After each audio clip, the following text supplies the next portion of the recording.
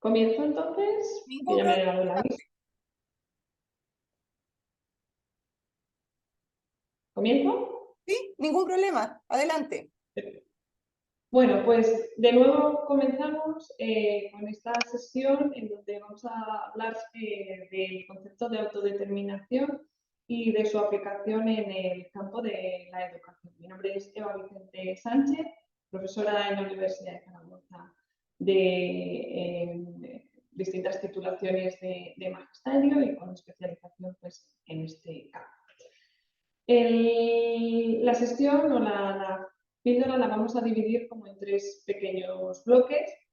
El primero centrándonos en el concepto, en ver qué es, cómo se define y qué definiciones se han dado de este concepto de autodeterminación y viéndolo también teniendo en cuenta las malinterpretaciones o las simplificaciones que se han hecho del concepto. Tendremos un bloque central en el que veremos después lo que son los modelos teóricos que se han formulado en este campo y que operativizan y definen y describen en mayor profundidad la autodeterminación y cómo se debe de tener en cuenta, de evaluar y de conocer y de interpretar. Y acabaremos con unas pinceladas sobre las implicaciones a nivel educativo. Comenzando con esa primera parte, es inevitable aludir a distintas definiciones que tenemos y de las que disponemos del concepto de autodeterminación. El concepto de autodeterminación en realidad no surge y originariamente en el campo de la discapacidad o de la discapacidad intelectual, sino que es un concepto más global, que es muy polisémico, tiene muchas definiciones y muchas acepciones en el campo más político, social, cultural o en el campo más personal, de la motivación, de la psicología personal del individuo, ¿no? Ahí es donde surge en el campo de la discapacidad y se toma como relevante y se define con algunas de las definiciones que podéis ver en la pantalla, ¿no? He tomado dos de las muchas definiciones que hay y luego os presentaré una tercera, que es de las más actuales que tenemos. Y todas van a andar en la misma cuestión, ¿no? Algunas lo mencionan como un proceso complejo, ¿no? Sin duda la autodeterminación es un constructo complejo, que es complejo de definir y que tiene muchas implicaciones y muchos matices importantes a tener en cuenta. ¿No? Entonces así, incluso los propios autores como Every Stanley lo definen como un proceso complejo. Es alcanzar un nivel de control en la vida de uno mismo. Pero no cualquier control, sino el control que uno desea en aquellas áreas en las que cada uno considera importante. Es decir, controlar en aquello que yo deseo y que considero relevante, ¿no? Otra definición, afín, de un autor de máxima relevancia en el campo de la autodeterminación, como es Michael Wehmeyer, nos habla de acciones volitivas que le capacitan a uno mismo, a la persona, para actuar como agente causal de su propia vida. Y este va a ser el concepto principal o el centro de la definición. Si hubiera que, yo decía al principio, cuando hemos hecho ese pequeño ejercicio anterior, que era difícil encontrar una única palabra o dos palabras con las que pudiéramos definir la autodeterminación, si hubiera que hacerlo sería con este concepto de agente causal, ¿no? Y ahora definiré qué significa esto de agente causal. Y esta definición, además de Wehmeyer, acaba ligándola a calidad de vida, ¿no? Porque al final ser agente causal te permite mantener y te permite mejorar tu calidad de vida. Como digo, esas son dos de las definiciones y me voy a quedar y voy a dar mayor detalle a la última de las definiciones planteadas en 2005.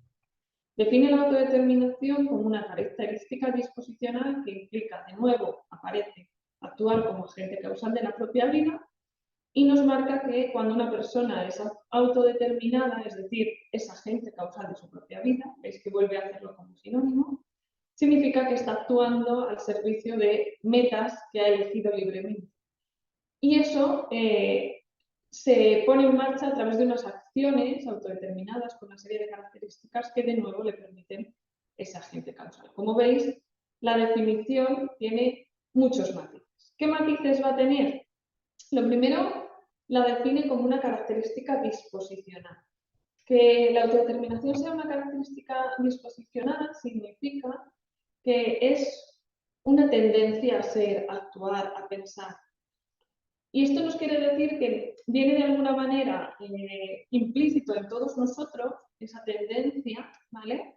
Pero a la vez no es un rasgo inherente, inmutable que no puedas cambiar, sino que es algo variable, que se va modificando, que puede ser mediado, que puede ser cambiado por el entorno y por los cambios, por el aprendizaje y por las circunstancias que van cambiando en nuestra propia vida, ¿no? Entonces, el ser una característica disposicional nos permite que sea un constructo que podemos medir, que puede ser medido, que puede ser evaluado, que será otro de los objetivos de las píldoras de hoy, pero a la vez no como algo estable o inmutable, ¿no? Como a veces entendemos el CI, el cociente intelectual, que parece que es algo rígido y que una vez que lo tienes está ahí, ¿no? Sino como algo más cambiable, como algo más ligado y muy contextualizado al entorno y a la situación de vida de cada persona y al momento evolutivo también, ¿no?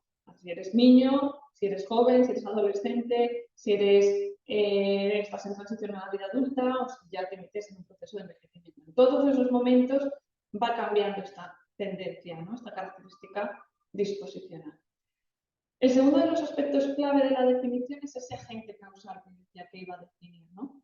Ser agente causal lo que significa es que la persona se convierte en el origen de las cosas que pasan a su alrededor, de las acciones que pasan a su alrededor. Y digo que es clave porque es lo que nos va a distinguir o lo que nos va a marcar que realmente la autodeterminación es un derecho y es algo que cualquier persona puede alcanzar, porque no se trata de hacer o no hacer, sino se trata de conseguir que las cosas que pasan a tu alrededor sucedan porque tú deseas que sucedan y haces porque sucedan y puedes conseguir que sucedan, ¿no? Tú eres el motor, el germen, el origen, el punto de núcleo, ¿vale? Y luego ya a lo mejor necesitas apoyos para que las cosas pasen, pero el motor lo tienes tú, el arranque lo tienes tú. Y eso es un poco lo que significa ser agente causal, que está el origen en ti, las cosas que suceden. Ligado a esto aparece el término de volición o acciones volitivas, ¿no? Porque para poder ser ese agente causal necesitas tener esa iniciativa, tener esa volición, tener esas ganas de movilizar, y de saber y de sentirte que puedes hacerlo, que puedes cambiar las cosas, que puedes ser agente causal. Entonces están al final muy íntimamente ligados porque al final es actuar de manera volitiva para ser agente causal de las cosas que te suceden, ¿no? Tener esa sensación de que puedes movilizar los recursos y las acciones que tienes a tu alrededor para que realmente sucedan cosas que tú quieras que sucedan. Surge también en la definición la idea de metas libres, libremente elegidas, ¿no? Al final volvemos a lo mismo.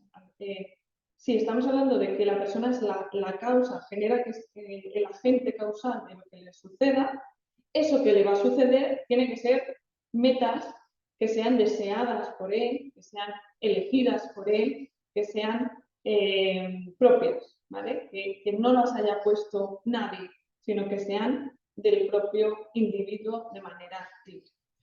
Y acaba la definición haciendo alusión al concepto de calidad de vida, porque al final conseguir todo esto, conseguir ser agente causal, que moviliza los recursos y las situaciones que pasan a nuestro alrededor para que logremos metas que deseamos, sin duda va a contribuir a que nuestra calidad de vida sea mejor. No va a ser la única cosa que va a hacer que nuestra calidad de vida mejore o sea buena o se fomente, ¿no? Porque la calidad de vida, como sabéis, tiene muchas facetas y muchas dimensiones.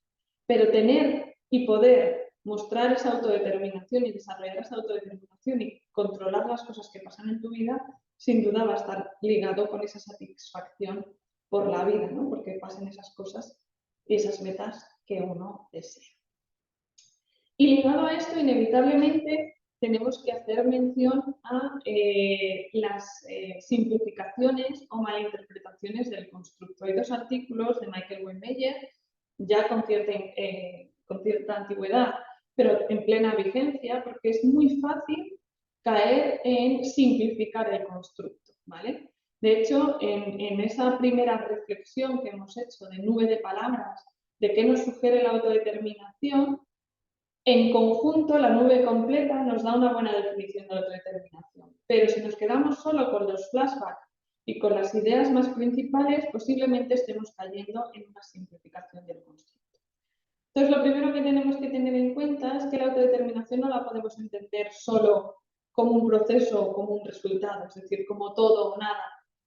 Tengo o no tengo autodeterminación, la persona es o no es autodeterminada, porque esto no adolece de esa realidad, ¿no? Lo hemos definido como una característica disposicional, como una tendencia de la persona a ser, a actuar, modulable por el entorno y por tanto no es algo de alcanzar mañana o de que se le pueda proponer como una meta de todo o nada, ¿no? De lo tengo o no lo tengo. Y ligado con la siguiente malinterpretación. Ese todo o nada no es tener una serie de habilidades, no es decir, autodeterminación es saber tomar decisiones, saber resolver problemas, saber ser autónomo, no. Autodeterminación no lo podemos simplificar a un conjunto muy cerrado de habilidades, ¿no? Porque al hacer eso volvemos a dejar fuera a personas que puedan tener problemas para desarrollar determinada habilidad o para poner en marcha determinada conducta.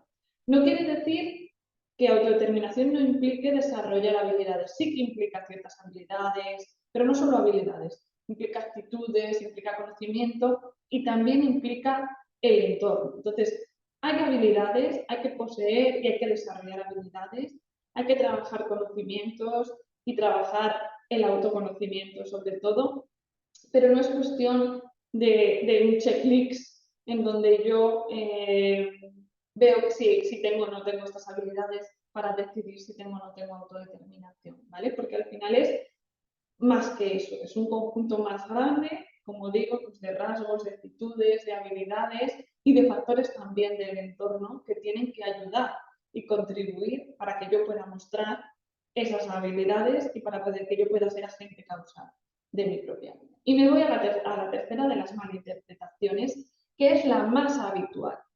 Tradicionalmente se ha entendido la autodeterminación y se ha equiparado a autonomía, uno de los conceptos que salía en nuestra nube de palabras.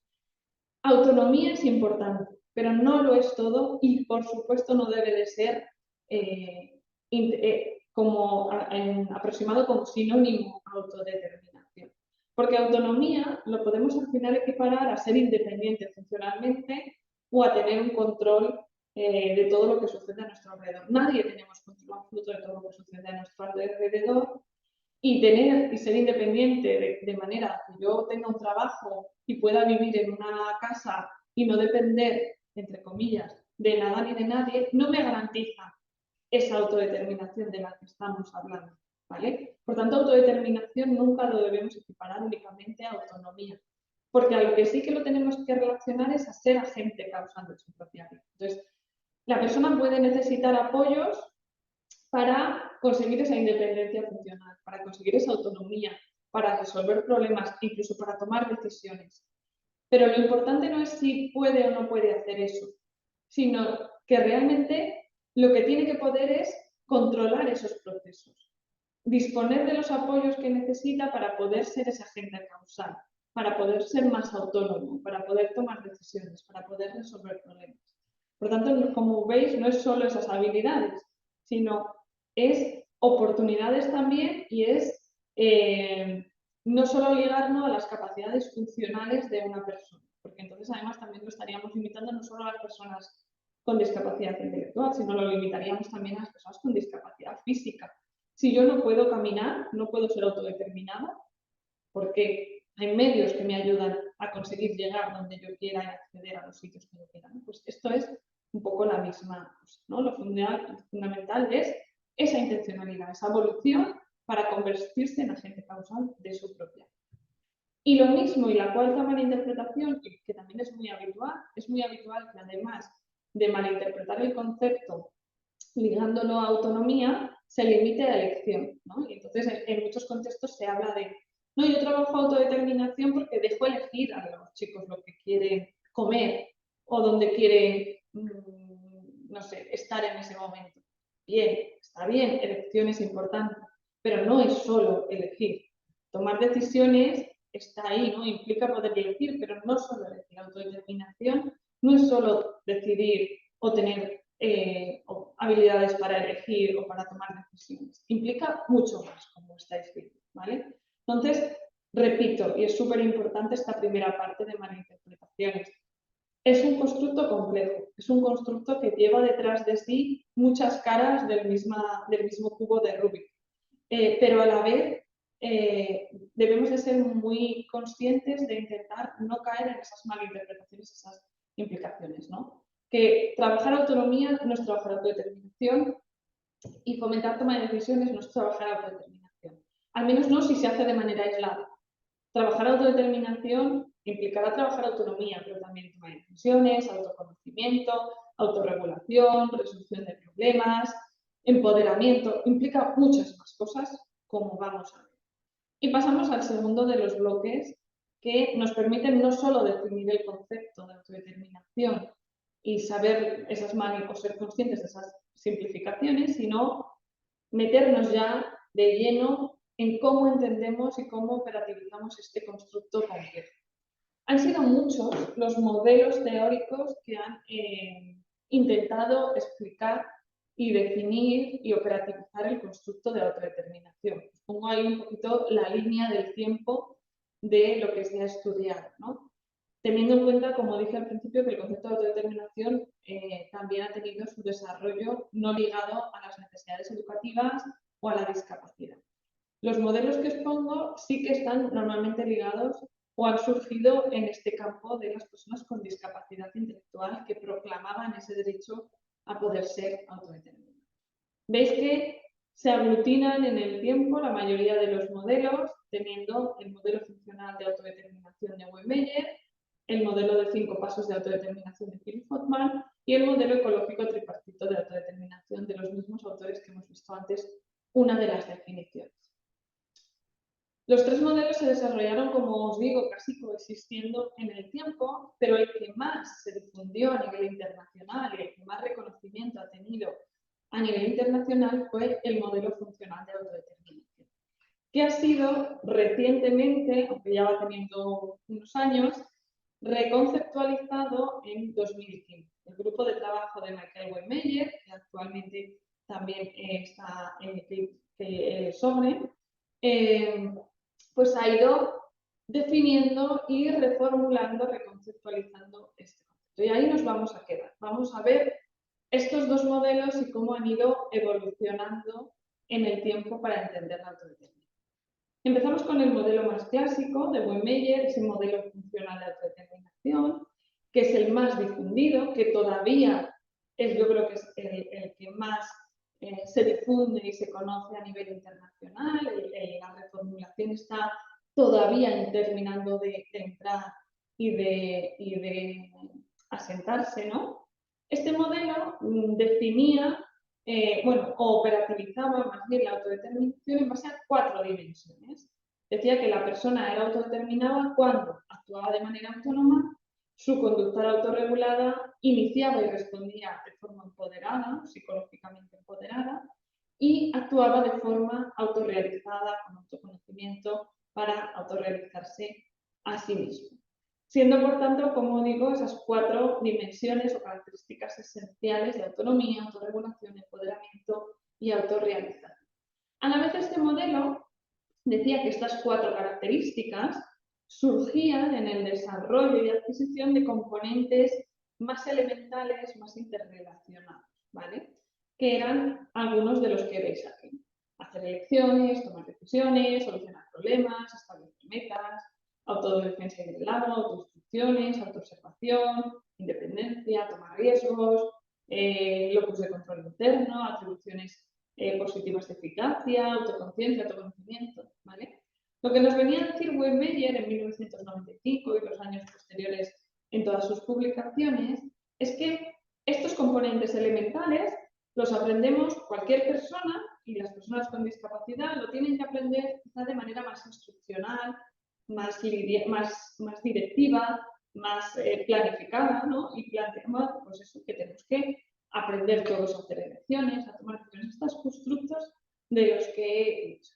Y que desarrollarlos, adquirirlos a lo largo del desarrollo, cuando somos niños, cuando somos jóvenes, cuando somos adolescentes, hacía que se fueran conformando estas 4 dimensiones que al final definían la autodeterminación, ¿vale? Nos ayudaban esos componentes elementales que vamos desarrollando a desarrollar, valga la redundancia, esa autonomía, esa autorregulación, ese empoderamiento y esa autorrealización. Este modelo, como digo, recientemente se ha reformulado. Y se ha reformulado y además en esas reformulaciones, en esa actualización, se ha dado todavía más énfasis, o mucho más énfasis, a que este modelo no debe de centrarse solo en personas con discapacidad intelectual, sino que en realidad es completamente aplicable a cualquier persona, con o sin discapacidad. La esencia del modelo sigue estando, como vais a ver, pero reformulan algunas cosas. Sigue estando que es una característica disposicional, el concepto de agente causal, pero lo definen o lo operativizan en vez de en 4 dimensiones o 4 características, en este caso lo hacen en 3. Todo ello, además, siempre mediado por la influencia del contexto. Estas 3 dimensiones o características son complejas porque como vais a ver, van a implicar muchas cosas, y para la clase o para nivel más pedagógico o didáctico he intentado simplificarlo y quizá demasiado, pero bueno, creo que para facilitar la comprensión es importante. En la parte central de la presentación veis los conceptos tal cual los propone la teoría, ¿no? Y habla de 3 dimensiones que serían características volitivas, característica agencial y actitudes y creencias de control-acción. Que podríamos simplificar diciendo que autodeterminación implica decidir, actuar y creer, ¿vale?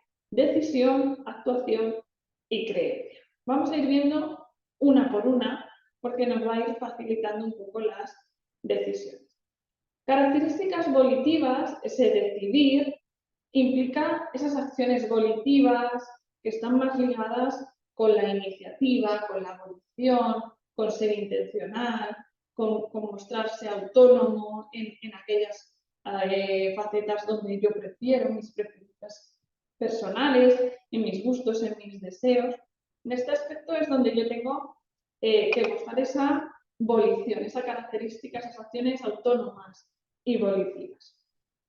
Pero además de tener ese germen, ¿no?, de moverme por dentro para querer, ¿no?, también dice este modelo que tiene una característica agencial, es decir, acciones de gestión personal, de que una vez que yo movilizo la intención, la tengo que dirigir hacia algo, ¿no? Y así pues estaríamos hablando de acciones que me sirvan para llegar a la meta, ¿no? Y esas acciones pues van desde autodirigir, autorregular, ajustar, planificar, alternativas, ¿vale? Ahora iremos definiendo un poquito más también.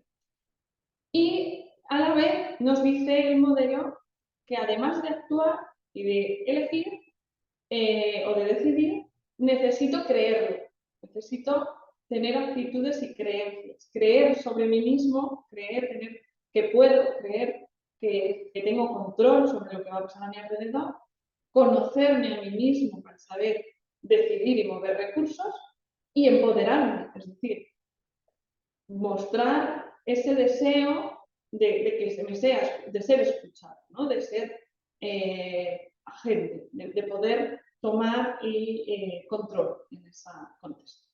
De nuevo, yendo un poquito más despacio, vamos a ir intentando definir, ¿no?, porque al final lo que hace es 3 características esenciales: acciones volitivas, que lo hemos equiparado a decidir, que tienen a su vez como 2 componentes más claros: autonomía, que hace referencia a actuar en función de tus propias preferencias, intereses y habilidades personales sin influencia externa, y autoiniciación, volición, iniciar acciones para lograr objetivos basándome en mis preferencias y en mis experiencias previas. El segundo de los componentes, actuar, acciones agenciales. De nuevo, no estamos hablando de una serie de componentes o competencias más específicas como son la autodirección, dirigir acciones concretas hacia objetivos, autorregulación, manejar, evaluar las acciones y ajustarlas para mantenerme en la meta, ¿no? Para poder cumplir esos objetivos, y ajuste o pensar alternativas, ¿no? En el momento en el que el plan o la dirección se ve truncada por alguna barrera, poder resolver problemas, poder buscar caminos alternativos que me mantengan en ello. Y el último, de nuevo, la parte más introspectiva del constructo de autodeterminación, esa parte de creencias, de creer, pues implica creer que puedes usar tus habilidades para alcanzar esos objetivos, usar lo que sabes de ti mismo sobre tus fortalezas y debilidades para conseguir esos objetivos, y creer que tienes lo que necesitas y sentir que puedes alcanzarlo. Esa parte más como de personal, ¿no? de sentirse empoderado y capacitado para poder desarrollar todo esto. Como veis, un constructo complejo que veremos que debemos evaluar y que debemos de tener en cuenta todas esas cosas. Y a la vez en esta diapositiva final os he querido plasmar las distintas o la equiparación de los dos modelos desde el original, que es el de 1999 de Wemeyer, a la reformulación de la teoría agencial, de la agencia causal de 2015, ¿vale? Donde veis, en el modelo original, vuelvo a repetir, había 4 dimensiones, que esas 4 dimensiones hoy en día están recogidas en los elementos o las subdimensiones o las características más específicas del modelo actual, ¿vale? Que habla de 3 dimensiones o 3 características más generales, y en la operativización, cómo define esas características más esenciales, estaban esas 4 dimensiones anteriores. Pero hay más, ¿vale? Por tanto, de nuevo vuelve a decirnos el modelo lo complejo de la autodeterminación, porque es autonomía sí, pero también es volición, es autorización, es autorregulación, es actuar sí, pero también es autodirección, focalizar cuál es el objetivo y alternativas, resolver problemas y poder reconducir, y es empoderamiento y autorrealización, que se juntan en ese creer, que toda esa parte introspectiva junto a ese control de expectativas sobre uno mismo, ¿vale? Entonces, bueno, este es un poco el modelo, esa definición que hemos ido viendo, cómo se operativiza y cómo se entiende a día de hoy. Veremos cuando estemos en el bloque de evaluación que, basándonos en estos modelos, los instrumentos de evaluación van a intentar evaluar el constructo de autodeterminación basándonos en esta fundamentación. Y ya voy hacia el final de la presentación con esas implicaciones educativas de por qué es importante la autodeterminación, y aquí en realidad es una parte más reflexiva, ¿no? Porque ¿por qué es importante la autodeterminación? Es lo primero que nos tenemos que plantear, ¿no? Si es alcanzable la autodeterminación y cómo es alcanzable o de qué depende, ¿no? Aquí os lanzo esa reflexión que espero que podáis ir contestando. A lo mejor algunas preguntas las podemos contestar, pero quizá tenemos dudas, sobre todo con el cómo. Pero lo que sí que es, bueno, otras preguntas que nos podrían surgir es aplicables a todas las personas con discapacidad intelectual. ¿Es la edad o el grado de discapacidad intelectual un factor relevante o no? ¿Vale? Y espero que en esa reflexión de lo que llevamos os hayáis quedado ya con un mantra importante de que, de nuevo, la autodeterminación no depende del grado de discapacidad que tiene la persona o de las circunstancias de cualquier persona. Todas las personas pueden ser o desarrollar más autodeterminación y mostrar más autodeterminación. Existe esa creencia errónea de que las personas con discapacidad severa no puede mostrar autodeterminación. Ya hemos dicho que eso está ligado a esa malinterpretación del constructo de que lo ligamos a autonomía o independencia funcional. Porque si realmente entendemos la autodeterminación como algo que no es todo o nada, o que no es hacerlo por ti mismo, sino que es tener la oportunidad de tomar el control y ser volitivo, mostrar volición en estas actuaciones, sin duda estas respuestas o estas preguntas nos indican ya que estamos hablando de un constructo que es para todos y que, como en todo en la vida, pues necesitaremos más o menos apoyo para poder llegar a ello, ¿no?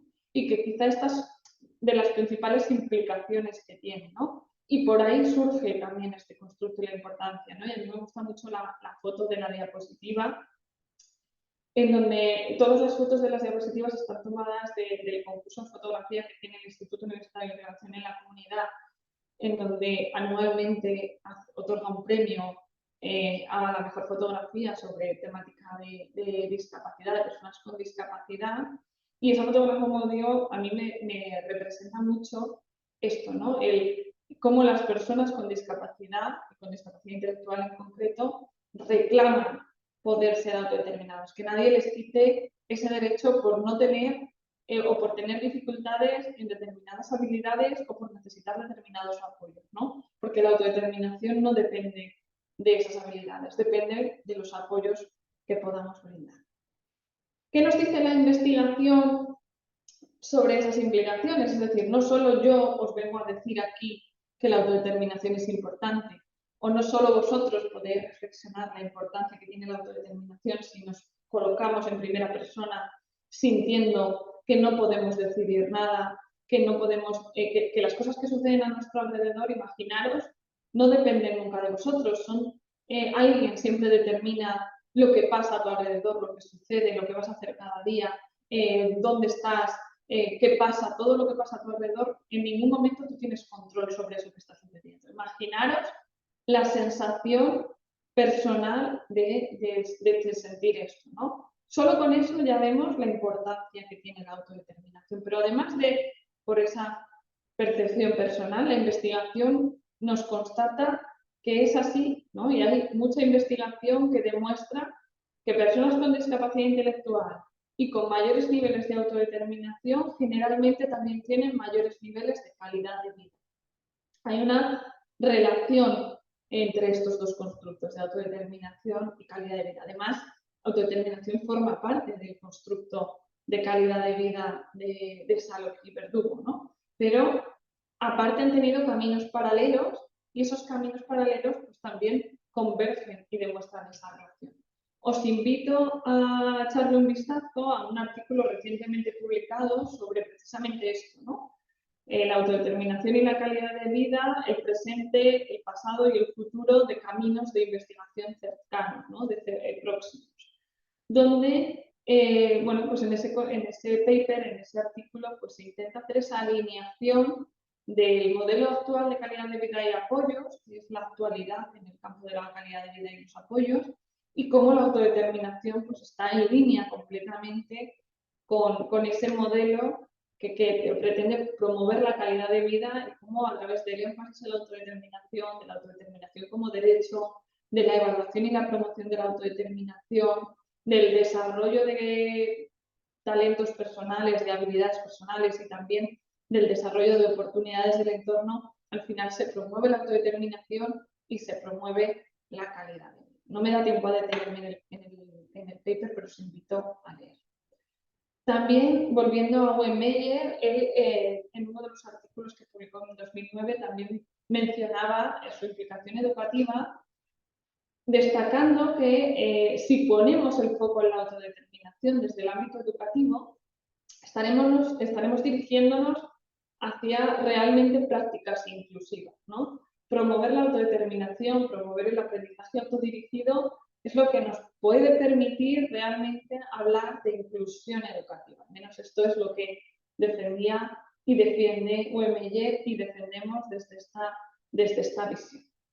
Además, la investigación también nos constata que una mayor autodeterminación se relaciona con mejores resultados de transición a la vida adulta. con logros académicos, con encontrar empleo más pronto, con vida independiente, ¿vale? Hay investigación que nos constata todas estas relaciones y esta implicación de que es importante trabajarlo a nivel educativo, desde el contexto educativo, desde las etapas de la infancia, la adolescencia y la juventud, porque precisamente aquellos que pueden desarrollar y mostrar mayor autodeterminación en vida adulta, en transición a la vida adulta, tienen resultados más satisfactorios, ¿no? Y así también pues, lo creen los profesores que trabajan en este contexto. Y por último, también os voy a invitar a leer, pero tampoco me da tiempo a detenerme en el día de hoy, sobre las barreras y los facilitadores que existen para promover la autodeterminación, ¿no? Hay un artículo que también publicamos no hace mucho, donde un grupo de profesionales, tanto del sector educativo como del sector de vida adulta, había profesionales de los dos contextos, reflexionaban sobre esas barreras y esos facilitadores, que además se agrupaban a nivel más micro, del entorno más cercano de la persona, a nivel más meso, de qué puede hacer la organización y las entidades y los centros educativos para favorecer o ser barrera de la autodeterminación, y también a nivel macro de sociedad. Y con esto doy por concluida esta primera píldora sobre el concepto de autodeterminación y bueno, pues podemos pasar a dudas, preguntas o cuestiones varias. Yo creo que podemos parar también. Bueno, pues comenzamos esta segunda parte de una píldora sobre autodeterminación, centrándonos concretamente en el proceso de evaluación de este constructo. Mi nombre es Eva Vicente Sánchez y bueno, pues voy a comentaros principalmente, a ver, aquí me va un poco lento, estos aspectos de la evaluación de la autodeterminación. Por un lado, a ver qué pasa, es que va un poquito lento, no sé, es porque tiene muchas imágenes. Vamos a ver el proceso de evaluación de la autodeterminación con dos escalas que están disponibles para su uso libre y acceso gratuito a cualquier persona que quiera utilizarlas. Pero previo a ver estas dos escalas, bueno, qué características tienen, cómo se aplican y cómo se utilizan, hablaremos un poquito de por qué evaluar y cómo evaluar. Porque vamos a ver en esa parte inicial que realmente estas herramientas de las que disponemos nos permiten evaluar una parte de lo que sería una evaluación completa de autodeterminación. ¿Por qué es importante evaluar la autodeterminación? Pues la autodeterminación es importante evaluarla sobre todo pensando en un proceso de planificación de apoyos orientado a promover esa autodeterminación, ¿no?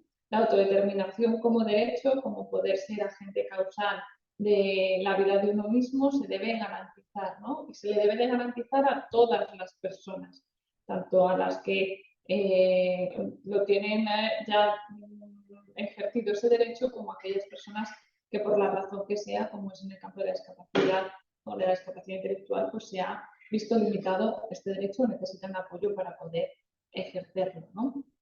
Porque además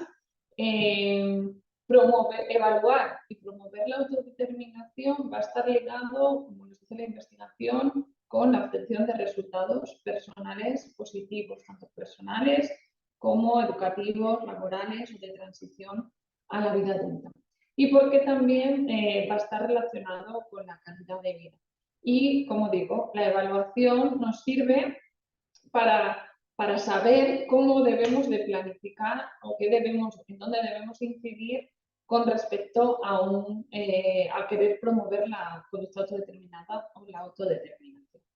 Y nos va a servir en tres momentos claves. Nos va a servir como evaluación inicial, por supuesto, porque tenemos que ser conscientes del nivel, de dónde estamos, de cuál es la situación de la persona con respecto a la autodeterminación.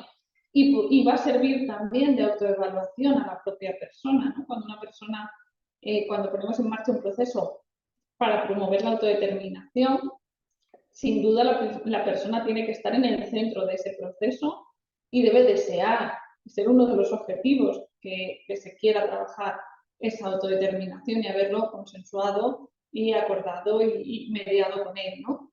Y esa evaluación inicial nos va a servir o le va a servir a la propia persona para tomar conciencia de muchas cosas y para iniciar ya esa intervención en autodeterminación. Y todo ello pues, nos va a permitir tomar conciencia de esas prioridades, ¿no? Hacia dónde focalizar los esfuerzos para promover la autodeterminación. Nos va a servir también en un proceso más de evaluación continua. Evaluar la autodeterminación cuando ya estamos trabajando autodeterminación nos va a permitir saber si lo que estamos haciendo funciona, si lo que estamos haciendo necesita ajustarse, si lo que estamos haciendo motiva a la persona, si lo que estamos haciendo se alinea con lo que ella desea y con ese feedback constante de mejorar. Y nos va a servir, por supuesto, como cualquier proceso educativo o de mejora, de evaluación final, ¿no? Porque al final lo que necesitamos es poder constatar que realmente con la promoción, con los apoyos para mejorar y para dar riendas al desarrollo de la autodeterminación, realmente hemos conseguido mejoras en ese contexto, ¿no? ¿Qué debe incluir la evaluación de la autodeterminación? Y aquí esta es la pregunta clave. Porque la realidad es que un proceso de evaluación de autodeterminación, definido como una recoger información sobre todos los factores que afectan y que se relacionan con la autodeterminación de la persona.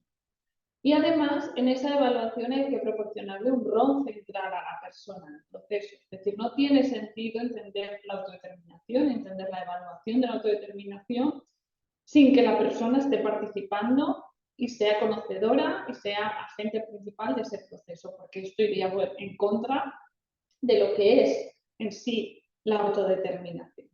¿Vale? Entonces, teniendo esto como presente, que debe ser un proceso en donde no podemos hacerlo de manera ajena a la propia persona a la que vamos a intentar apoyar su autodeterminación, sino que tiene que ser un proceso en el que esa persona lidere, esté implicada, desee y sea parte central del proceso de evaluación.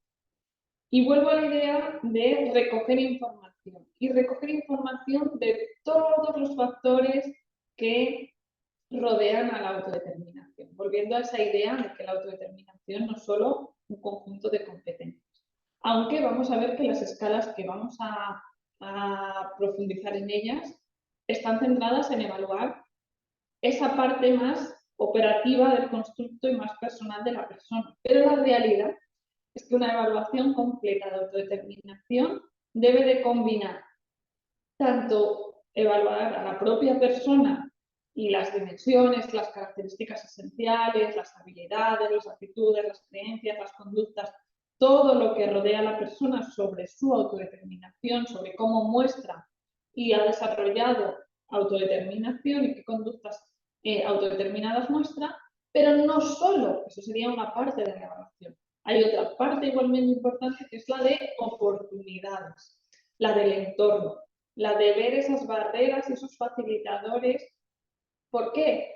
Porque si estamos hablando de que el objetivo último es la intervención, debemos intervenir en los dos contextos, en los dos ambientes. Debemos de ayudar a la persona a poder mostrar más autodeterminación, pero para ayudarla, aparte de enseñarle cosas o de proporcionarle apoyos concretos en determinadas cuestiones más personales, debemos modificar también el entorno. Hay veces que solo eliminando barreras de aspectos físicos, culturales o de determinados aspectos del contexto que están actuando como barreras, ya se van a desarrollar muchas cosas de la autodeterminación. Por tanto, en realidad, una evaluación, insisto, completa de autodeterminación debe de tener a la persona, evaluar las características, la capacidad, las dimensiones de la persona y también el entorno, las oportunidades que tiene para poner en marcha su autodeterminación. Y la realidad es que tenemos más instrumentos para evaluar la parte de la persona y muchos menos para evaluar la parte de las oportunidades. O al menos instrumentos más estandarizados.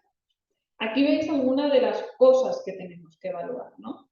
Cuando hablamos de habilidades, pues estaríamos hablando de todas estas competencias o componentes que hemos mencionado en la píldora anterior del concepto y que están relacionados con el constructo y con el modelo teórico de autodeterminación. Pero igual con la parte de actitudes, con la parte de creencias, con la parte de empoderamiento y todo ello que lo podemos evaluar de maneras diferentes, ¿no? A través de autoinformes, como vamos a ver con escalas de evaluación, o también lo podríamos evaluar a través de las conductas, de cómo la persona, de qué conductas tiene y qué implica o qué manifiesta en esas conductas, ¿no? Qué habilidades, qué actitudes y qué creencias se manifiestan en esas conductas.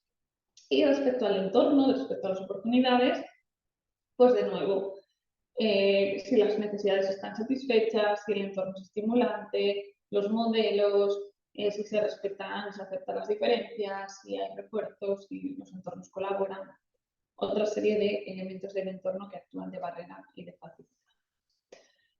¿Cómo evaluamos? Pues de nuevo, si una evaluación completa tiene que incluir a la persona y a su entorno, es casi imposible hacerlo con un único instrumento. Lo normal o lo ideal es que cuando evaluamos la autodeterminación se haga con múltiples instrumentos, con diferentes instrumentos que pueden ser algunos de ellos cuestionarios o escalas estandarizados como los que vamos a ver. Se suele recomendar que entre el conjunto de instrumentos que utilicemos, al menos uno sea estandarizado, sea un cuestionario estandarizado, pero no debe de ser el único.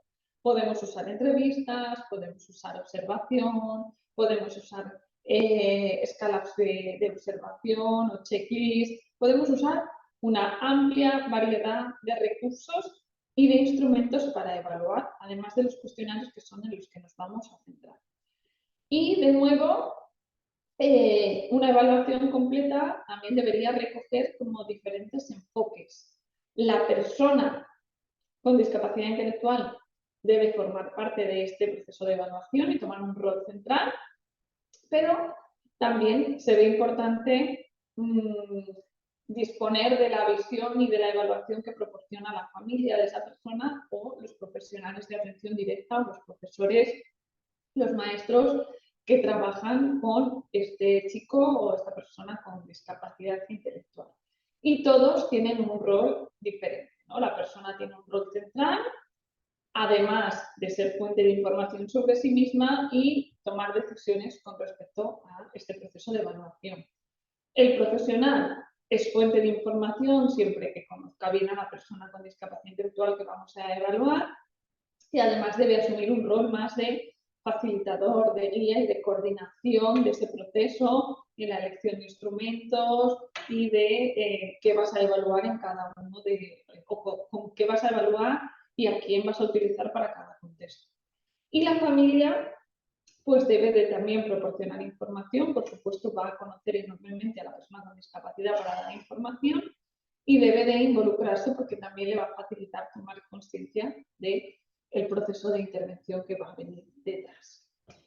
Dicho esto, nos vamos a ir centrando inevitablemente en la parte de la evaluación, sobre todo centrada a cuestionarios y escalas estandarizados disponibles. ¿Cuáles son las herramientas disponibles?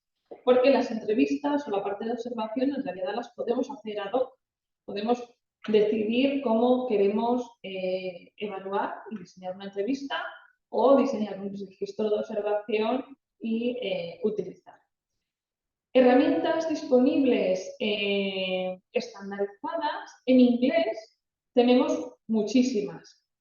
En castellano o en español vamos teniendo cada vez más, pero no tenemos tantas o no se han desarrollado tantas como se han desarrollado en otros contextos. Estamos intentando trabajar.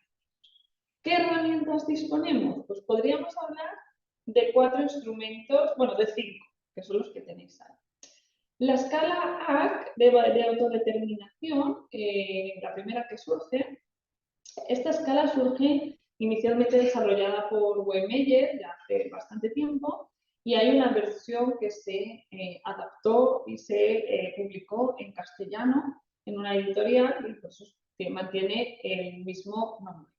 Como veis en la parte de la derecha de la presentación podéis ver el formato, la población a la que va dirigida y la edad, ¿vale? Por tanto, esta escala ARC, que fue la primera que surgió que se tradujo en castellano, es un formato etiinforme, por eso ese pictograma en donde se ve en un espejo, es la propia persona con discapacidad intelectual la que responde a los ítems y se obtiene la percepción que tiene la persona sobre su autodeterminación.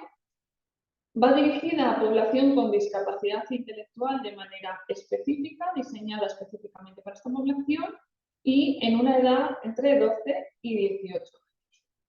La realidad es que esta escala, cuando se validó o se intentó validar en España, las propiedades psicométricas no eran del todo buenas. Y por eso surge un proyecto de investigación, que fue mi tesis doctoral, para desarrollar la escala Arquínico de evaluación de la autodeterminación. Esta escala surge o nace de la anterior, tiene como su inicio, sus orígenes en esta misma, pero se modifican algunas cosas, algunas de las secciones, para intentar que fuera más consistente y que tuviera mejores propiedades psicométricas. Pero si os dais cuenta, el formato es idéntico, es autoinforme, también está diseñada en población con discapacidad intelectual y el rango de edad es prácticamente el mismo, se amplió un poquito por la muestra de la que dispusimos en España para poderla validar. Y esta será una de las escalas que veremos en más detalle a continuación. Disponemos también de, más reciente, del inventario de autodeterminación, de nuevo es como si fuera la versión actualizada de la ARC de Wehmeyer al modelo nuevo. La ARC estaba basada en el modelo funcional de 4 dimensiones y el inventario de autodeterminación de Sogren, adaptado por Bardot-Adam y otros investigadores, ya utiliza el modelo actual o la teoría de la agencia causal, en donde se habla de 3 dimensiones y una serie de componentes esenciales o que los diferencian. Aquí estaríamos hablando de que existe tanto una versión de autoinforme como una versión de heteroinforme, pero disponible y validada de momento solo está la versión de autoinforme, la versión de estudiantes. Está pensada y validada tanto en personas con discapacidad intelectual como en población general sin discapacidad, bueno, población general, niños o jóvenes, como veis, entre 12 y 21 años, con y sin discapacidad intelectual. Y luego tendríamos la escala EIR, que fue desarrollada también en inglés y se ha hecho una validación en castellano. Esta escala cuenta con es de las pocas que cuenta con una versión de las habilidades y una versión sobre el entorno, sobre el contexto y las oportunidades, la parte del entorno. Está también esa versión de autoinforme y de heteroinforme, sobre todo centrada en discapacidad intelectual, y el rango de edad, veis, sigue siendo etapa escolar, principalmente hasta los 22 años. Como veis, todas estas escalas, las que se han desarrollado casi hasta la fecha, se centraban en población escolar y sobre todo en autoinforme, o al menos las validaciones iniciales han venido siempre de la versión de autoinforme. Para dar respuesta al vacío de que apenas existían herramientas en heteroinforme y que no existían casi herramientas que ampliaran el rango de edad y que se fueran ya hacia la vida adulta, desarrollamos un proyecto para hacer la escala Autodis de autodeterminación, que evalúa personas con discapacidad intelectual específicamente, pero aquí no son las propias personas las que contestan, sino son sus familiares o sus profesionales los que contestan a la escala y se ve un poco la visión de autodeterminación desde fuera.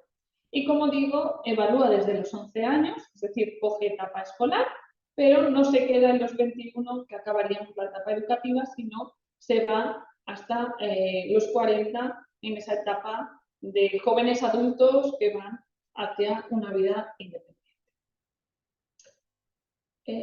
Dicho esto, como decía, nos vamos a quedar, bueno, este sería el resumen de las que tenemos disponible y vamos a ir a analizar específicamente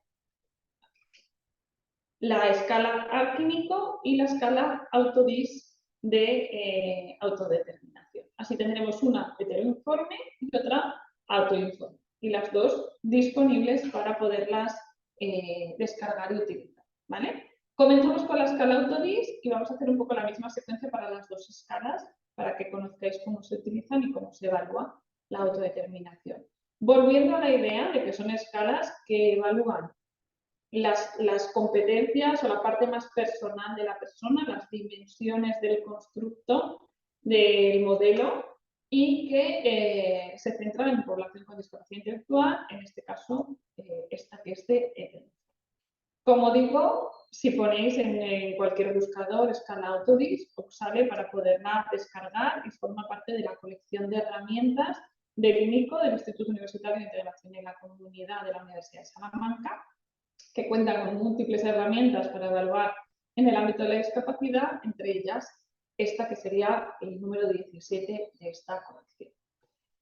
Vamos a ver de la escala Autodis, primero vamos a conocer la escala, cuáles son sus características, luego vamos a ver cómo se debe de cumplimentar y cómo se debe de rellenar, después veremos cómo corregir, que será la parte central de la presentación, y al final veremos la interpretación. Y este mismo camino lo haremos después con la escala Arquímedes. Características de la escala, que ya las hemos ido diciendo, ¿no? Edad entre 11 y los 40 años, personas con discapacidad intelectual y deben de contestarla profesionales que conectan bien a la persona desde al menos hace 4 meses y que puedan observarla a la persona en distintos contextos, en distintos momentos, y también la pueden pasar familiares de esa persona.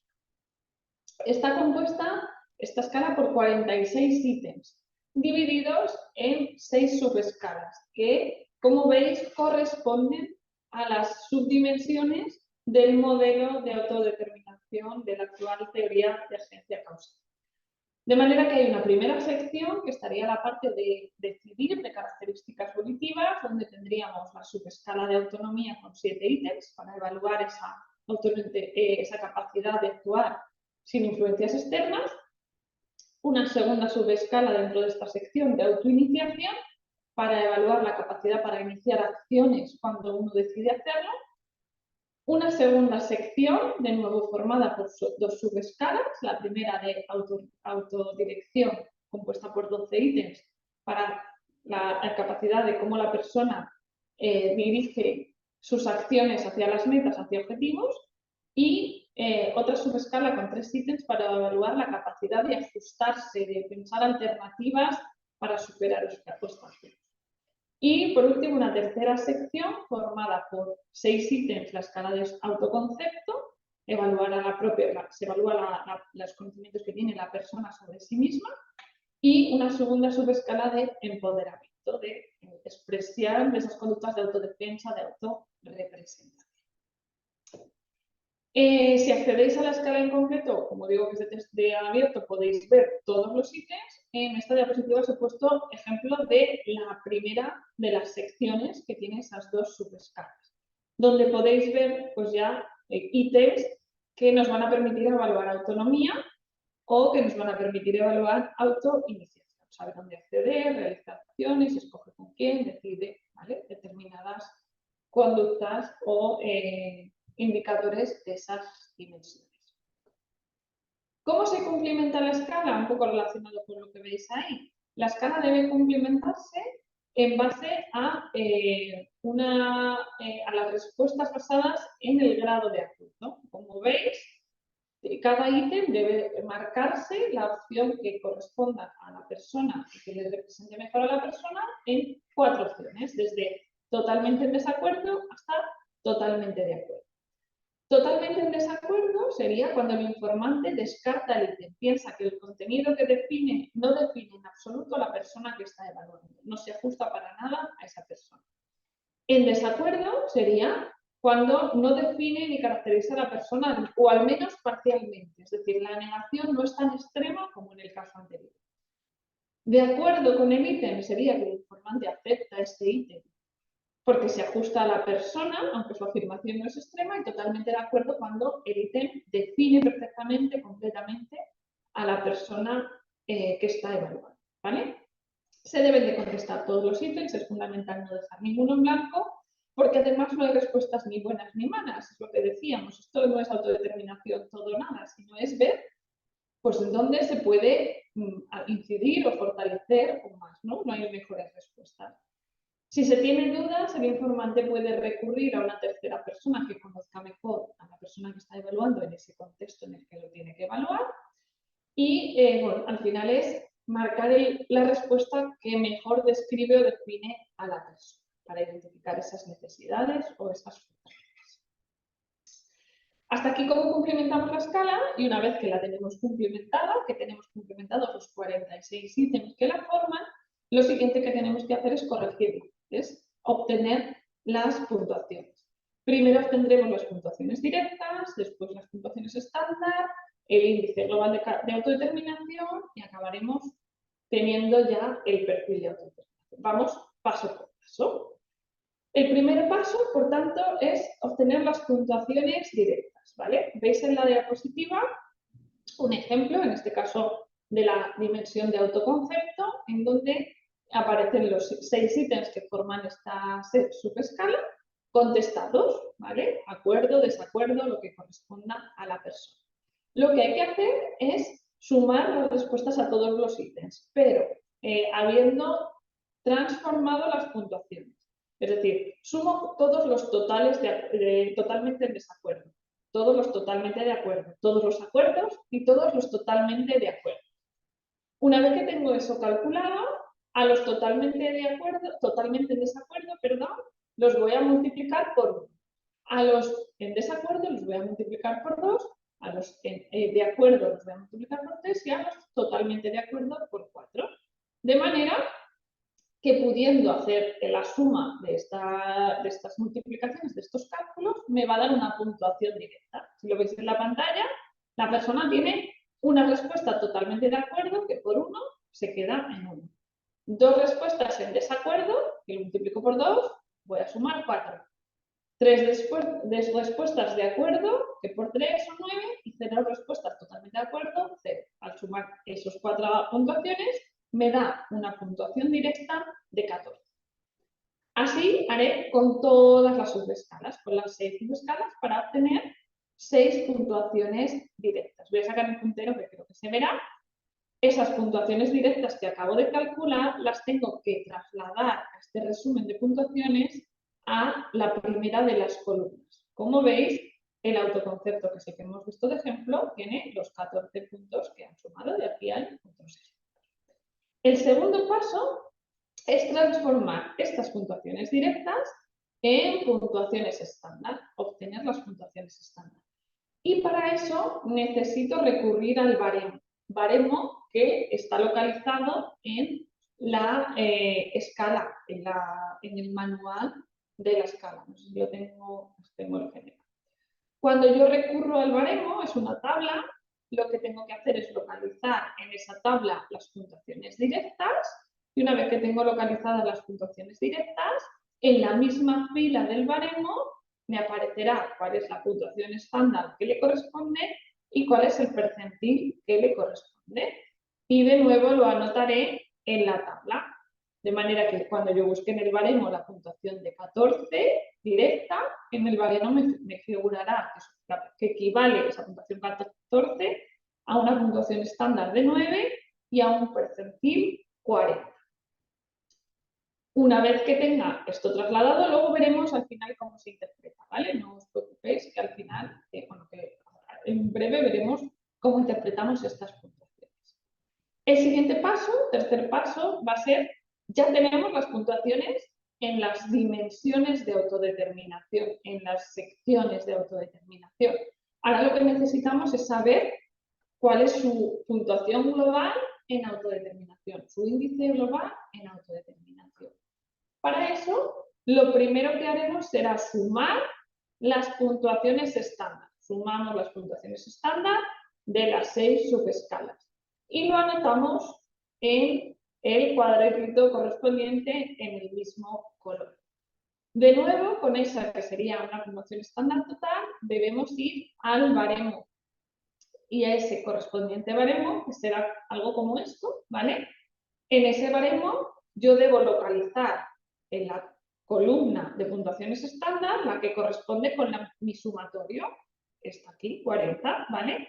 Y lo hago corresponder con un índice global de autodeterminación, 82, y con un percentil, 11, y lo traslado a mi cuadro de puntuaciones de autodeterminación. Y con eso ya tengo todo lo necesario para representar las puntuaciones en el perfil, ¿vale? De manera que lo que yo voy a representar son las puntuaciones estándar, ¿vale? Esta primera columna, que es la de autonomía, aunque aquí no se ve, le pongo un círculo en la puntuación que ha obtenido la persona, que será 5. Le pongo un círculo en la siguiente dimensión, que es la de autoiniciación, que es un 8. Le pongo un círculo en el 6, ¿vale? En las puntuaciones estándar que tiene la persona, y no lo hemos hecho aquí, pero lo podríamos poner, creo que tengo yo la opción de pintar. A ver si me deja. Tenemos una puntuación de 82, que se localiza aquí. Bueno, no se ve muy allá, no sé si lo veis. Que corresponde a un percentil 11. La persona en su puntuación global de autodeterminación se encontraría en este nivel. Y este sería el perfil de la persona evaluada. Con este perfil, ¿cómo lo interpretamos? Pues primero tenemos que tener en cuenta cómo vamos a interpretar cada una de las subescalas, el perfil de las subescalas. Para interpretarlo debemos de tener en cuenta que la puntuación media de la población con discapacidad intelectual de 11 a 40 años es de 10, ¿vale? La mayoría o la mitad de la población con discapacidad intelectual española, porque se validó con muestra española, esta sería una de las limitaciones que habría que validarla transculturalmente, pero en España pues el baremo nos proporciona, nos indica que tener una puntuación de 10 es como la media. Y la desviación típica sería 3, es decir, por debajo de 7 estaríamos hablando de puntuaciones bajas. Por debajo de la media y hasta 7, perdón, por debajo de 7 puntuaciones muy bajas. Por debajo de la media y hasta 7 puntuaciones bajas, pero bueno, pueden ser cercanas a la media. Por encima de 10 y hasta 13 puntuaciones altas, pero cercanas a la media. Puntuaciones por encima de 13, puntuaciones muy altas en esa dimensión. Ya solo con esta información podemos saber mucho de esta persona, porque podemos ver en qué posición se encuentra con respecto a la media en autonomía, en autoiniciación, en autodirección y autorregulación, en autoconcepto y en empoderamiento. Y lo mismo, aunque con otra percepción, con respecto a la puntuación global de autodeterminación, que debemos interpretarlo con la media de 100 y desviación típica de 15. Así que si tenemos a la persona que se sitúa aquí, como hemos dicho, ¿vale? Esta sería la media, estaríamos viendo cuánto de por debajo está la persona con respecto a la población general española con discapacidad intelectual, que es con la que lo podemos comparar. A la vez de esto, es importante también, no sé si conocéis, lo que significan los percentiles. Los percentiles siempre nos va a dar una referencia con respecto a porcentaje, ¿vale? Un percentil nos representa el porcentaje de población que tiene una puntuación inferior a la persona evaluada, ¿vale? Entonces, estar en un percentil 5 nos indica que solo el 5% de las personas con discapacidad intelectual de 11 a 40 años en España tienen una puntuación de autonomía más baja que la que ha obtenido este ejemplo que estamos analizando. Sin embargo, en autoiniciación, un 28% de las personas con discapacidad intelectual españolas de 11 a 40 tienen una puntuación más baja que esta persona. Y así con todos los elementos. De manera que nos permite, aparte de conocer las medias que ya hemos analizado, ver un poco cuáles son las fortalezas y las limitaciones de esa persona. ¿Qué es podemos ver cuáles son los puntos débiles, las puntuaciones más bajas de esa persona con respecto a las puntuaciones más altas y hacer una evaluación interna, intrínseca de la persona, dentro de su propio perfil, cuáles son sus fortalezas y cuáles son sus puntos más débiles. Y a la vez, el poder disponer de una media poblacional y de percentiles nos permite compararlo con respecto a la media general, ¿vale? Si volvemos al caso, vemos claramente que la persona tiene dentro de su perfil dos dimensiones donde está bastante mejor con respecto a cómo está en las otras dimensiones que tienen unas puntuaciones muy, muy bajitas, ¿vale? Estas serían sus puntos fuertes y estos serían sus puntos débiles, pero a la vez podemos ver que a nivel general, en todas las dimensiones de autodeterminación, está por debajo de la media para población con discapacidad intelectual en España, ¿vale? Entonces podemos ya hacernos una idea general y tener esa evaluación hecha. Insisto, estos tipos de instrumentos, tanto esta como la que vamos a ver a continuación, no son herramientas centradas con fines diagnósticos. No interesa saber o solo saber una puntuación estándar. Es una herramienta pensada en disponer de información útil para diseñar y poner en marcha intervenciones relacionadas con la autodeterminación y hacerme una idea y tomar conciencia de qué cosas tengo que planificar y qué aspectos tengo que incidir para mejorar la autodeterminación de esas personas. E incluso en muchas ocasiones, con perfiles como estos, aunque se está evaluando a la persona, el profesional luego tiene que mirar qué cosas tiene que enseñarle a la persona, pero también tiene que mirar qué cosas tiene que modificar de su entorno para conseguir que estas puntuaciones y que este nivel de autodeterminación mejore. Y aplicaciones a distintos niveles. De nuevo, a nivel más interno de micro de la propia persona para mejorar su autodeterminación, pero también a nivel de centro, a nivel meso, puede ser útil para decidir en un centro educativo medidas para mejorar la autodeterminación de todos sus usuarios. O a nivel macro, pues ya ligado más a la investigación o a políticas educativas, ¿no?, que nos demuestren que esto es una realidad o un reto al que hay que enfrentar, ¿no? Aplicaciones a distintos niveles. Hasta aquí la escala Autodis y nos vamos a meter de lleno, si vamos bien de tiempo, más o menos, con la escala Arquímico, que vais a ver que es muy parecida, pero con esa salvedad que ya hemos dicho. Esta escala Arquímico es una escala autoinforme, es decir, está pensada para que sea el niño el que conteste a la escala y a los ítems. Vuelve a ser en población con discapacidad intelectual y en este caso tenemos la limitación de que está diseñada hasta 19 años, no como teníamos antes, que nos íbamos más arriba. No sé si, que veo una pregunta en el chat, no sé si continúo o hacemos un parón. No, Eva, solo para indicar que nos quedan 10 minutos para poder cerrar la sesión. Vale, muy bien. Continúo rápido entonces. Me voy a la misma idea, ¿vale? Viajamos con la escala y conocemos la escala. Ya he dicho un poco las necesidades. Aquí sí que es importante, aparte de lo que ya he dicho, que al ser la propia persona la que va a contestar a los ítems, se requieren ciertas habilidades comunicativas, o bien de comprensión lectora, o bien de comprensión oral y expresión. Esta escala se puede usar que la propia persona lea los ítems, o que haya una persona que ejerza como entrevistadora, como dinamizadora, que le vaya leyendo los ítems y garantice que se comprende. De hecho, la escala cuenta al final con un anexo, luego lo veréis, que clarifica los ítems y ayuda a parafrasear para facilitar que las cosas se entiendan, ¿vale?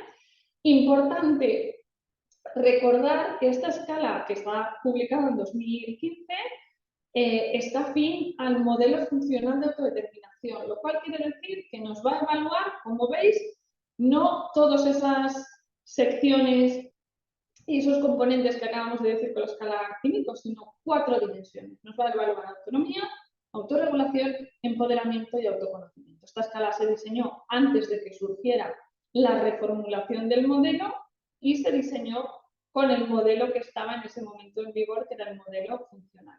Y es una de las limitaciones de esta escala que a día de hoy no se ajusta a la propuesta teórica actual imperante. ¿Veis aquí dos ejemplos de pantallazos de los ítems? Como veis, el formato es diferente al que hemos visto en la escala Autodis. Aquí es mucho más visual, es mucho más grande. Los formatos de respuesta tienen pictogramas que sirven de ayuda a la persona para poder responder. Bueno, se intenta facilitar que como es autoinforme la persona la pueda evaluar.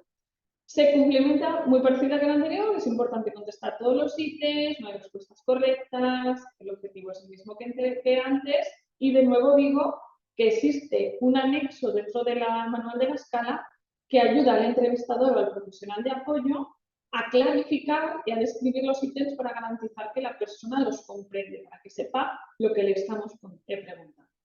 Y los ítems se contestan la sección de autonomía en función de la frecuencia, de nunca a siempre, y el resto de secciones en función del grado de acuerdo. No estoy nada de acuerdo o estoy totalmente de acuerdo. Y se disponen de este tipo de pictogramas o de iconos para favorecer la comprensión de la persona que va a cumplimentar la escala. ¿Cómo la corregimos? Inicialmente la corrección de los pasos van a ser los mismos, pero cuidado que las puntuaciones son ligeramente diferentes.